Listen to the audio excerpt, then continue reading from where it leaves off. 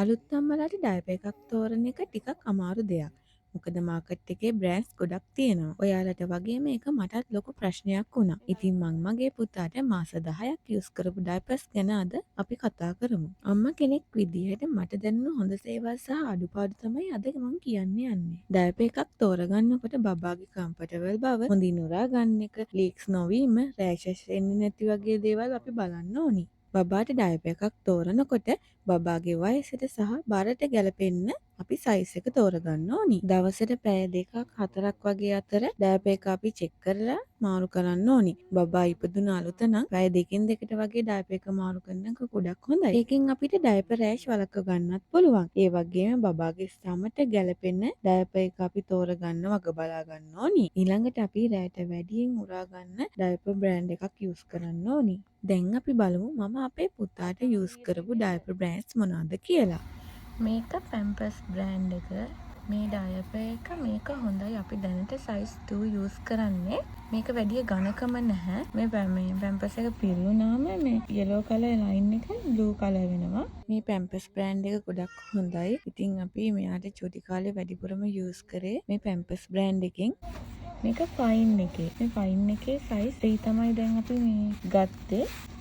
ඒක ටිකක් ඝනකමයි. මේ ඩයපර් එක ටිකක් ඝනකමයි. මේක ඉස්සරහට මෙහෙම එන්නේ. හැබැයි ඒක ෆිල් වෙලාද කියලා අපිට හොයාගන්න විදිහක් නැහැ. අර වගේ මේ පැම්පර්ස් බ්‍රෑන්ඩ් එකේ වගේ එහෙම ලයින් එකක් මුකුත් නැහැ. මේ ඩයපර් එකත් පැම්පර්ස් බ්‍රෑන්ඩ් එකේ මෙන්න එකක්. ඒක පිරුණාම මේ රවුම් වගේ තියෙනවා. අර වෙනම නිකන් බුබුලු වගේ මේ ඇවිල්ලා තියෙන උඩට. ඒකත් වැඩි ඝනකම නෑ. හරිම සොෆ්ට් මේකත්. මේ තියෙන්නේ බම්බි ඩයපර්ස්. අපි මේකෙන් පොඩි පැක් එකක් අරන් ආවා. මේ තියෙන මේක ඒකත් අර මේ ටිකක් ඝනකමයි. ලයින් එක තියෙනවා. මේක තාම අපි යූස් කරේ නැහැ. මේකේ ලයින් එක තියෙන හැබැයි කලර් එක නම් මාර ලස්සනයි. හරි ලස්සන නිල් පාටක් තියෙන්නේ. අතට මේ ඝනකමයි මේක. හොඳයිද කියලා අපි අද යූස් කරලා බලන්න ඕනි. මේක කෙනා විතරයි තාම. මේ තියෙන්නේ බේබි ජෝයි එකේ ඩයපර් එක. ඉතින් මේක පෑන්ට් එකක්. මේකෙන් දෙකක් අපිට මේ ෆ්‍රී හම්බුණා සාම්පල්. මේ අපි එකක් පාවිච්චි කරා. මේකත් හොඳයි හැබැයි. මේ තියෙන එක තියෙන්නේ ඒක ඇතුල් පැත්ත. මේ විදිහට තමයි පිටින් තියෙන්නේ. මේක පාවිච්චි කරලා ඉන්නාට පස්සේ මේ ටේප් එක ගලලා මේක ගානට නමලා ටේප් කරලා ජික් කරන්න පුළුවන්. මේ තියෙන්නේ බේබි හග් එකේ ඩයපර් පෑන්ට් එක. මම මේක ඕපන් කරා කොහොමද කියලා බලන්න. මේක නම් මට හිතෙන්නේ මේ ගොඩක් හොඳයි වගේ. මේක හරිම සොෆ්ට්. මේ අර අනිත් මේ ඩයපර්ස් වගේ මේ ඝනකම නැහැ. මේක හරිම සොෆ්ට්. මේ ටිකේම මේ හරිම සනීපයි නිකන්. මට හිතෙනවා මේක මෙයාට ගොඩක් පහසු වෙයි කියලා. අපි මේ පොඩි පැක් එකක් ඕඩර් කරේ මේක හොඳයි නම් මේකෙන් දිගටම ගන්න කියලා. මේ පෑන්ට් එක ගොඩක් වෙලා යූස් කරන්න බෑ. හැබැයි ඉක්මනට පිරෙනවා. ඒ හින්දා නිතර මාරු කරන්න වෙනවා. ඒ නිසා අපි ඒක මේ ගන්න එකත් නැවැත්තුවා. මේ තියෙන්නේ බම්බි එකේ එක. ඒක ගොඩක් මේ ඝනකමයි. මේක ගොඩක් ඝනකමයි. මේ තියෙන පැම්පර්ස් එකේ එක.